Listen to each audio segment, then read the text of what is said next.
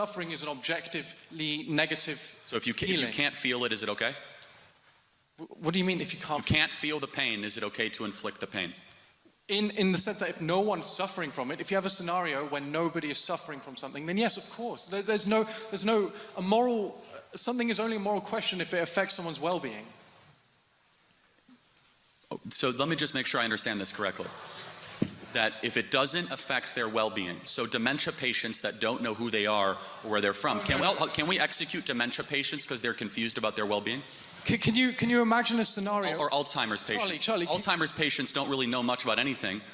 Can we schedule them for execution because they can't technically suffer? I'll respond. So can you imagine a scenario where we lived in a society where we killed people when they suffered from dementia, were incapable of suffering, and we killed them, right? It's not a scenario that involves an absence of suffering. There's still suffering involved. Imagine you grow up thinking, my dad could be killed at any moment because he's going to get dementia. Imagine living your life thinking, I could get dementia and suddenly I'd be killed by my state. Imagine a world where you slaughter 1 million babies every year in America. Charlie, it's not slaughter, that's the problem. Hold on, if it's a forcible removal from the umbilical cord of another human life, again, we have clarity but not agreement.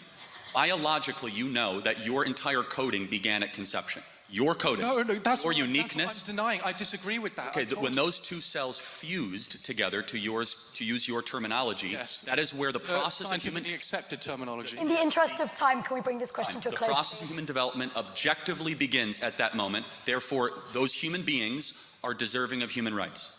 We keep going, or do you want to? No, thank you.